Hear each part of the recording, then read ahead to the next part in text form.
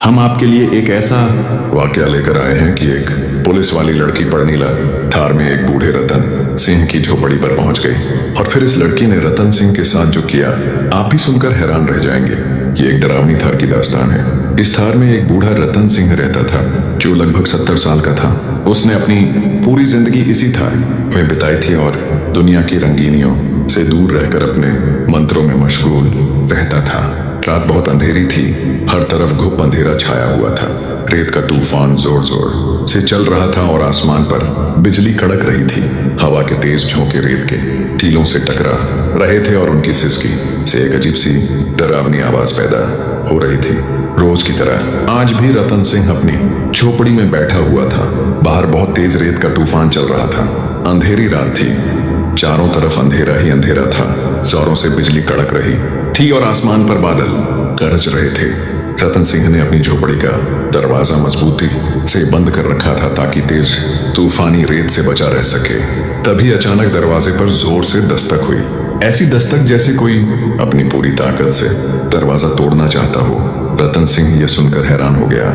उसने दिल ही दिल में सोचा, कौन हो सकता है यहाँ इस समय? क्या कोई थारी जानवर है या कोई भटका हुआ यात्री? उसके दिल में डर की एक लहर सी दौड़ गई, लेकिन उसने अपनी हिम्मत को मजबूत किया और दरवाजा खोलने का फैसला किया। जैसे ही उसने दरवाजा खोला, उसने देखा कि सामने एक पुलिस वाली महिला परनीला खड़ी है। अपनी वर्दी में थी लेकिन रेत के तूफान से पूरी तरह धूल से अटी हुई थी।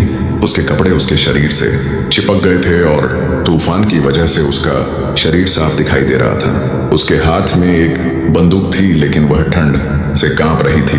रतन सिंह ने हैरानी से पूछा, एक महिला, तुम कौन हो? इस थार में इस तेज रेत के तूफान और अंधेरी रात में क्या कर रही हो?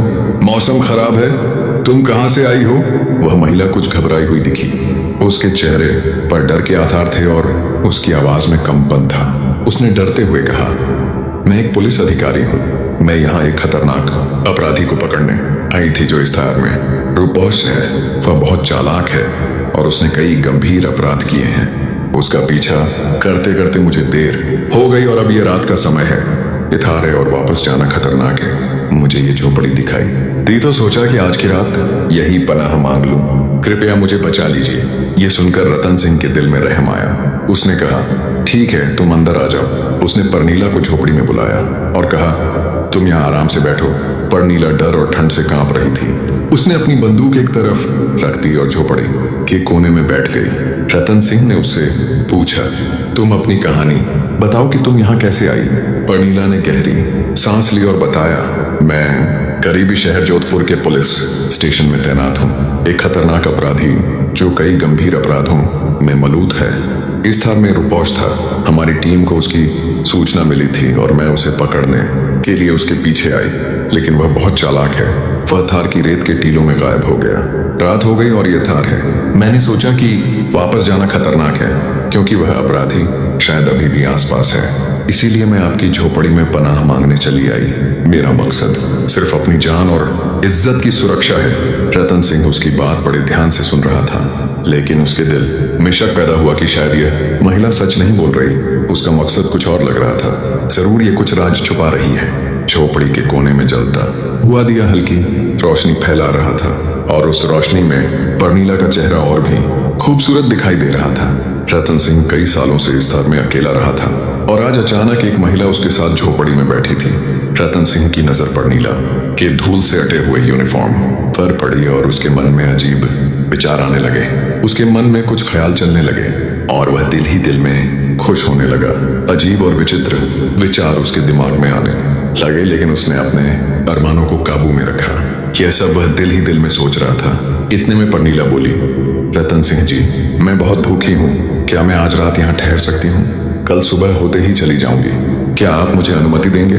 रतन सिंह, जो दिल ही दिल में यही चाहता था, तुरंत बोला, हाँ बिल्कुल, तुम आज रात यहाँ बेफिक्र रहो सकती हो। रात और गहरी हो गई। रेत का तूफान तेज तर होता जा रहा था। परनीला ने कहा, मुझे नींद आ रही है। यह कहकर वह झोपड़ी के कोने में लेट गई, अपनी बंदूक अपने पास रखते हुए। रतन सिंह का दिल बेचैन था। उसके सोए हुए ख्याल जाग उठे। उसकी बेचैनी बढ़ती जा रही थी कि आज की रात कैसे गिरेगी। इसी दौरान परनीला के रोने की आवाज आई। रतन सिंह उठकर देखता है कि वह रो रही थी। वह उसके पास गया और पूछा, क्या हुआ, तुम क्यों रो रही हो? परनीला ने रोते हुए कहा, मेरे साथ जो हुआ मैं किसी को बता भी नहीं सकती। रतन सिंह हैरान हुआ और बोला, ऐसी कौन सी बात है जो तुम किसी को नहीं बता सकती? अगर चाहो तो मुझे बता सकती हो। परनीला ने कहा, मैं वह नहीं जो आप मुझे समझ रहे हैं। मैं कोई आम पुलिस अधिकारी नहीं हूँ, मैं एक जिंदगी हूँ। यह सुनकर रतन सिंह के पांव तले जमीन खिसक गई। वह डरते हुए बोला, क्या तुम जिनजादी हो? मैं कैसे यकीन करूं? परनीला ने कहा, मैं सच कह रही हूँ, मैं जिनों के बादशाह की हूँ, आपको यकीन दिलाने के लिए।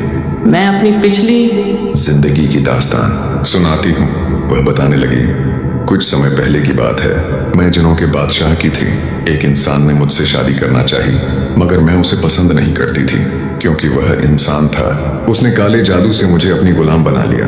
इस जादू की वजह से मैं उसके जाल में फंस गई। उसने मुझे पहली रात हमबस्तरी से रोका और फिर बहुत मारा। जब मैं बेहोश हो गई तो उसने कहा, क्या तुम मर जाओगी या फिर मैं तुम्हें हर तरह के लोगों के साथ हमबस्तरी कराऊंगा। रतन सिंह यह सुनकर घबरा गया और सोचने लगा कि यह महिला उसके साथ जबरदस्ती न करे। परनीला ने उसका हाथ पकड़कर कहा, रतन सिंह, मैं सच कह रही हूँ, अगर तुम आज रात मेरे साथ सो जाओगे तो मैं आजाद हो जाऊंगी। अगर तुम ऐसा नहीं करोगे तो मैं हमेशा उस जालिम की गुलाम रहूंगी। मैं तुम्हारे साथ जितने दिन चाहो रहूंगी, तुम्हारी गुलाम बनकर। रतन सिंह डर से कांप रहा था। वह महिला जो बहुत खूबसूरत लग रही थी, उसके शरीर पर हाथ फेरने लगी। तभी बाहर से अजीब सी आवाज आई। रतन सिंह डर कर बाहर निकला तो देखा कि एक खबीस जिन काला रेत के टीलों के नीचे खड़ा है। उसकी आंखें लाल थीं और उसके चेहरे पर एक शैतानी मुस्कुराहट थी। उसका शरीर धुएं की तरह हल्का था और उसके चारों ओर एक अजीब सी लहर सी रोशनी थी। रतन सिंह ने परनीला से पूछा, आखिर तुम कौन हो? लेकिन वह चुप रही। काला पास आया और बोला, ये क्या बताएगी? यह तो मेरी गुलाम है। रतन सिंह डरते हुए कांप रहा था। वह सोच रहा था कि यह कोई इंसान नहीं बल्कि कोई शैतानी मखलूक है। काले ने कहा, मैं वही हूं जिसने इसे तुम्हारे पास भेजा। रतन सिंह ने काले से कहा, तुम्हारा जादू मुझ पर नहीं चलेगा। तुमने सोचा कि मैं एक खूबसूरत महिला को देखकर भटक जाऊंगा। मैं ऐसा कभी नहीं होने दूंगा। काला हंसा और बोला, भटक तो तुम गए थे। अगर ये खुद को जिन जादी न बताती तो तुम उसके जाल में फंस जाते। उसने मेरी तौहीन की। अब मैं इसे दुनिया के न जाने कितने लोगों से गुनाह कराऊंगा। रतन सिंह ने परनीला की तरफ देखा और उस पर कुछ पढ़कर फूंका। वह तुरंत होश में आ गई। परनीला ने शर्म से सिर झुका लिया। वह सोच रही थी कि वह कितना बड़ा गुनाह करने जा रही थी। काले ने कहा, रतन सिंह तो मेरे चंगुल में फंस चुका है। रतन सिंह ने अपनी आंखें बंद की और सोचने लगा कि इस मुश्किल से कैसे निकला जाए। फिर उसने परनीला से कहा, अपने दिल से पूछो कि तुम क्या करने जा रही थी। मैंने कभी किसी महिला के साथ गलत काम नहीं किया। तुम मेरी मेहनत क्यों बर्बाद करना चाहती थी? अपनी ताकत को पहचानो। तुम उस खबीस जिनको खत्म कर सकती हो क्योंकि तुम्हारे अंदर वह ताकत है। काले ने कहा, हे रतन सिंह, अब कुछ नहीं हो सकता, बहुत देर हो चुकी है। परनीला ने रतन सिंह से कहा, मैं नहीं जानती कि क्या सही है और क्या गलत। मुझे बस आजाद होना है।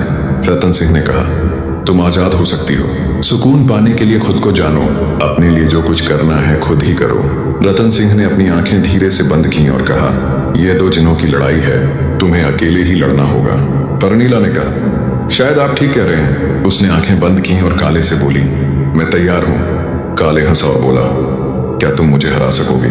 परनीला ने कहा, हाँ, मैं तुम्हें हराने के लिए तैयार हूं। उसने हाथ उठाया और काले का हाथ पकड़ लिया। अचानक तेज हवा चली और एक जबरदस्त रेत का तूफान आया।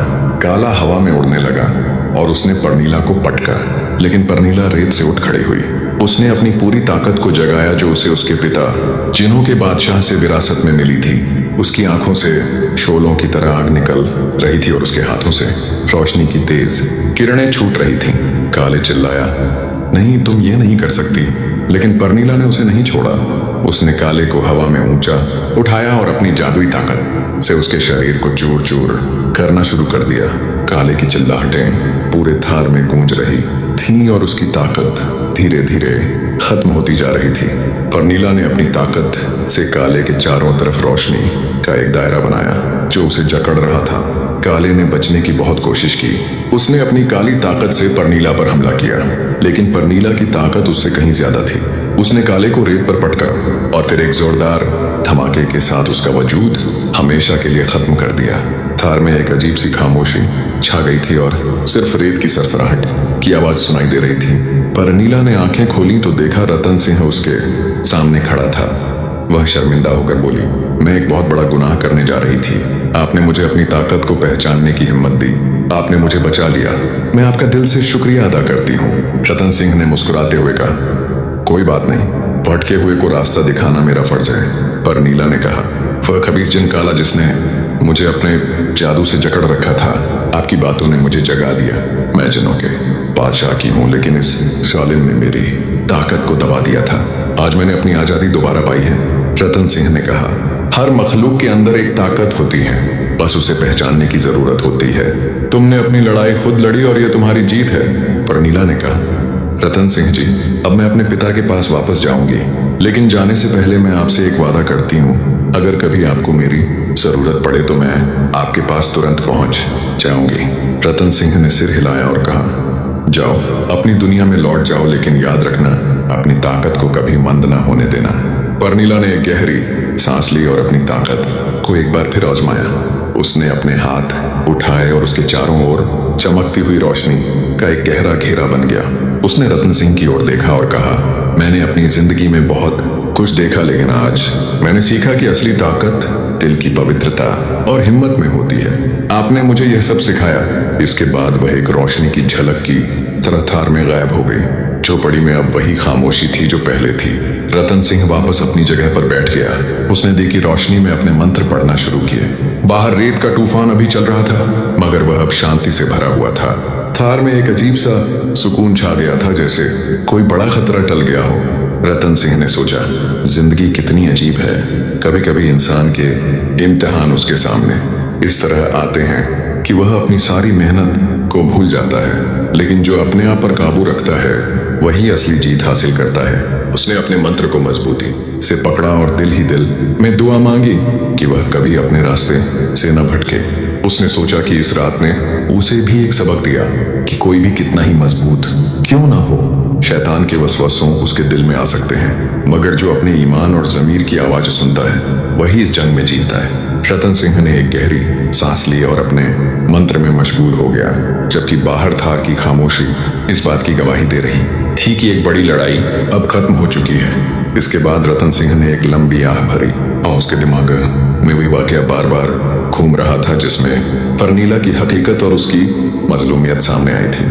उसे याद आया कि कैसे वह अपनी ख्वाहिशों के चंगुल में फंसने ही वाला था, मगर आखिरी लम्हे में उसके ज़मीर ने उसे रोका। वह सोचने लगा कि शायद यह एक इम्तिहान था जो उसके सब्र और तकवा को परखने के लिए आया था। उसने अपने मंत्र पढ़ने की रफ्तार बढ़ा दी ताकि उसका दिमाग हर तरह के वसवसों से पाक हो जाए। इस रात की दास्तान उसके दिल पर हमेशा के लिए नक्श हो गई। रतन सिंह ने अपने दिल में परनीला के लिए दुआ की कि खुदा उसे ताकत दे ताकि वह अपनी ताकत को सही रास्ते पर इस्तेमाल करे। वह झोपड़ी में अकेला था, लेकिन उसे किसी तरह का डर महसूस नहीं हो रहा था। उसके अंदर अब एक अजीब सा सुकून और इत्मीनान पैदा हो चुका था। उसे यकीन हो गया था कि जब इंसान सच्चा रास्ता अपनाता है तो कोई ताकत उसे भटका नहीं सकती।